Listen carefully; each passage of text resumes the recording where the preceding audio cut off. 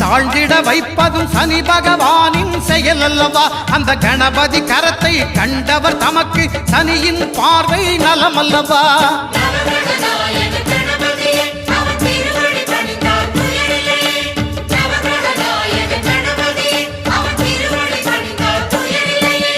ஒன்பது கோளும் ஒன்றாய் காண